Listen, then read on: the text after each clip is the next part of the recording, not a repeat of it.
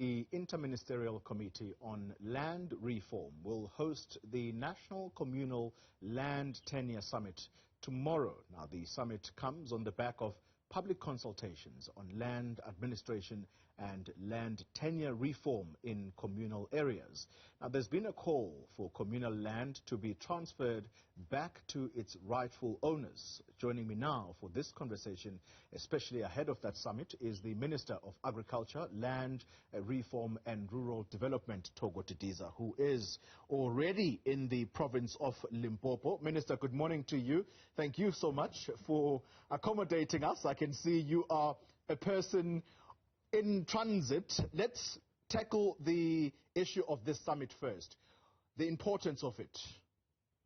Thank you very much, Oli. This summit, as you say, comes at the backdrop of a range of consultations that have been done, starting with the National House of Traditional Leaders, the provincial houses, the rural communities, civil society, land experts, because our view is that it's important that finally we address the issue of tenure security in communal areas or traditional areas as it is known.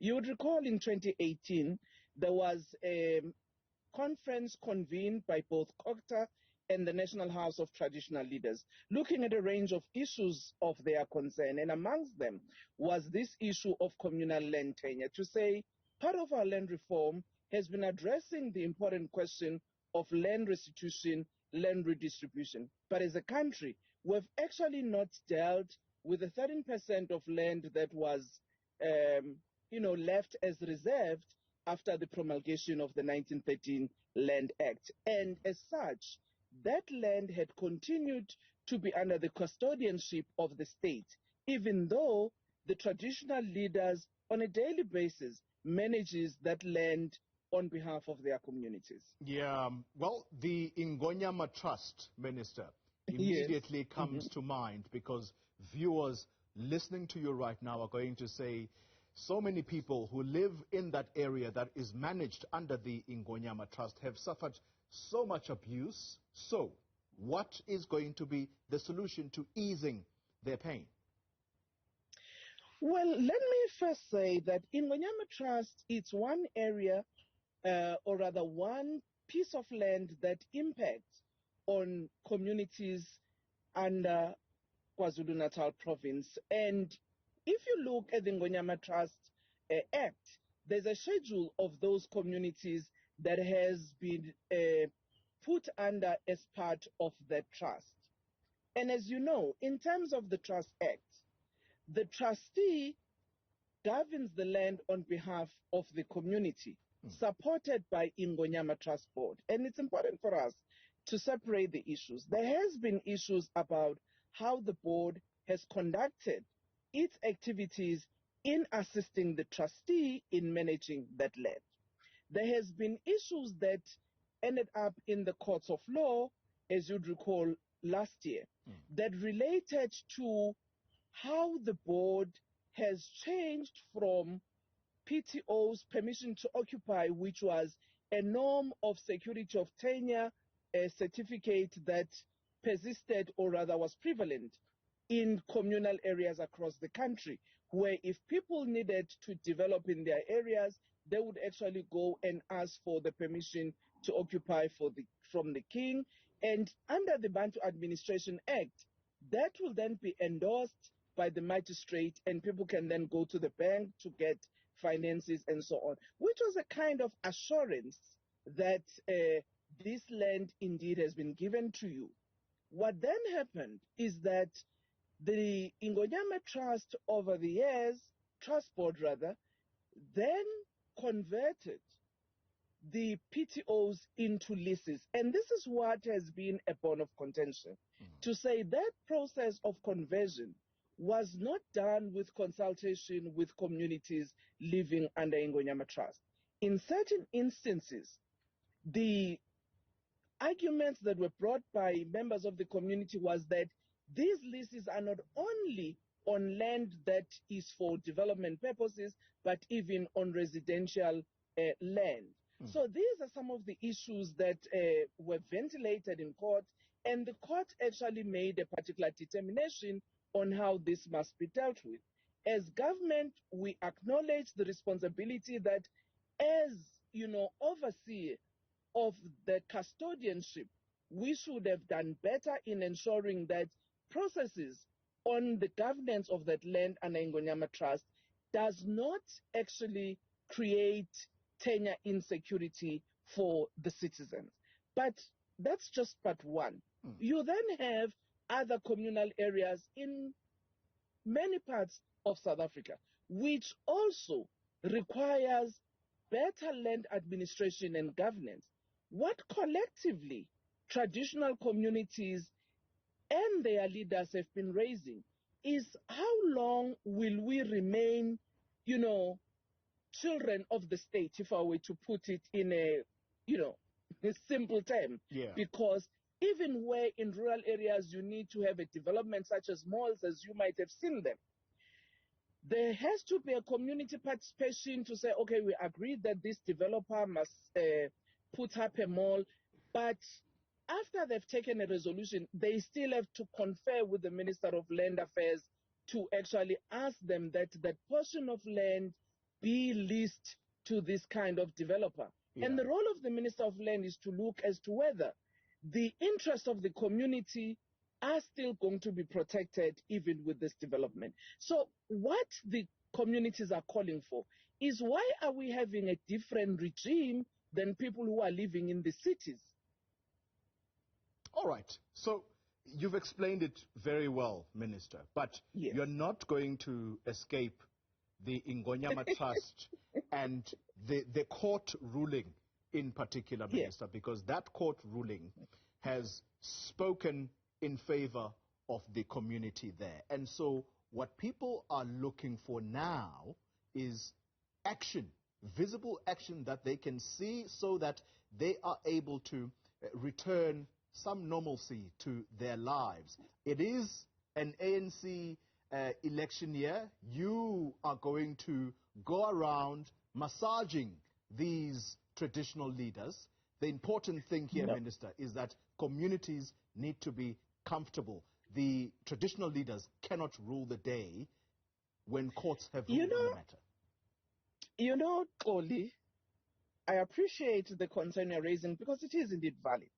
But I don't think we should narrow the summit to the debate about Ingonyama Trust, because I think that is unfair for the entirety of communities who are staying in South Africa's rural areas. It's important, yes, to look at what we do with the Ingonyama Trust in terms of its governance, in terms of ensuring citizens' rights are protected and assured.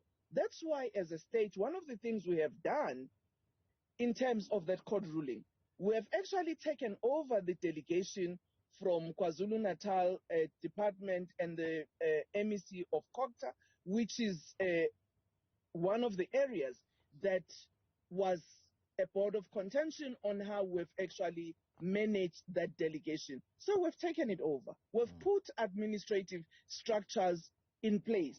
And as in accordance with the court of law, we've been reporting to the court.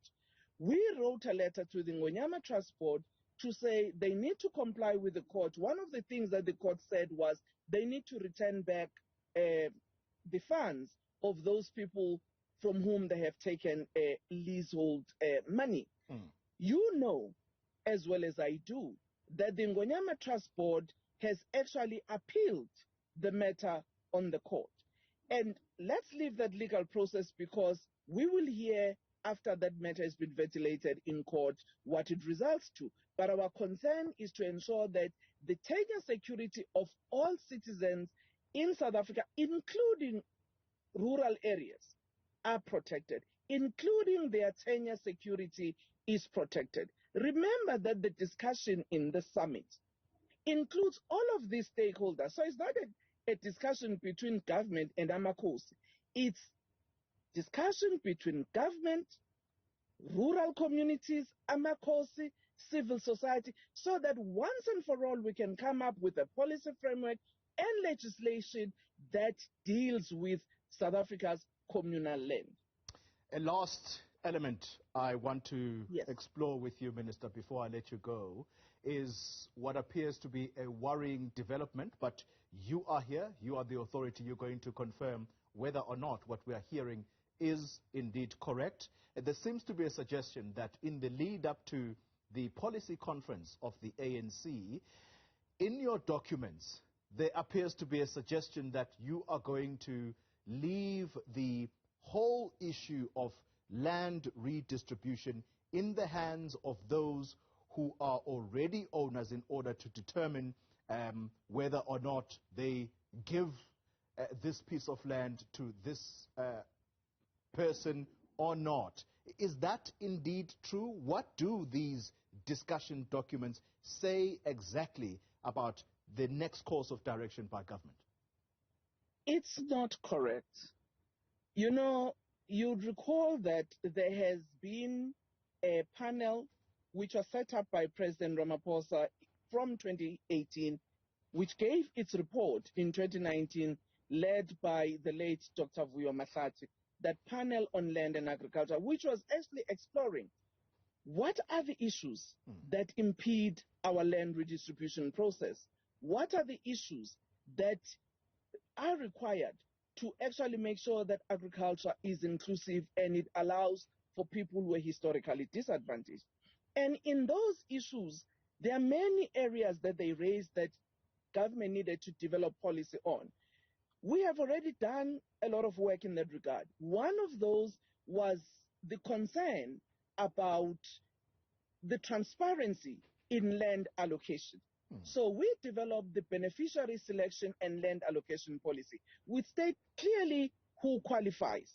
And when there is any state land that is available, it's actually put up and advertised so that anybody can apply who meet the criteria. Yeah. Secondly, we developed the land donations policy so that if there are people who would want to donate land for land redistribution, there is a clear framework of how they can do so. And it's important to appreciate that, for instance, one of the mining companies in 2018 made such donations even before the land policy. So there are other South Africans who genuinely appreciate the importance of land reform in our country and their responsibility to make a contribution towards that process. So the land donations policy is already there. It's actually creating a policy environment around which people who donate land can do so. So it's not like the state is handing over. There is no handing over, because we believe that land redistribution, it's a collective responsibility of all of us as South Africans, and that those who were beneficiaries of, the then apartheid policies have also a duty to make sure that this process succeeds by making a sacrifice too in their contribution to this process through land donation, among other responsibilities. You know as well as I do that currently the Expropriation Act of the amendment of the Expropriation Act of 1975, it's one other mechanism that would allow the state to expropriate land not only for public purposes, which has been the case like when you want to build a road or you want to put electricity pylons, but it will include expropriation for public interest, which will address also the issue of land reform. It even goes further to address the issue where the state can expropriate without compensation where that is necessary. So I think on our part, we are also working on the Land Redistribution Act, which in Section 25 of the Constitution, subsection 6, actually says the state has a responsibility to ensure the security of tenure of all citizens, amongst which developing the land redistribution legislation. It doesn't call it in that name, but it says developing a legislation that will actually translate to these issues. So we are not, even as an ANC, which is a governing party, in our discussion document, we're actually amplifying some of the things that are happening, but also proposing some new measures that might need to be put in place. Thank you very much, Toli. Minister Thoko Didiza, let me thank you for your time. And indeed, we look forward to that summit that is going to kick off tomorrow. Thank you indeed. That's the Minister of Agriculture, Land Reform and Rural Development, Thoko Didiza there.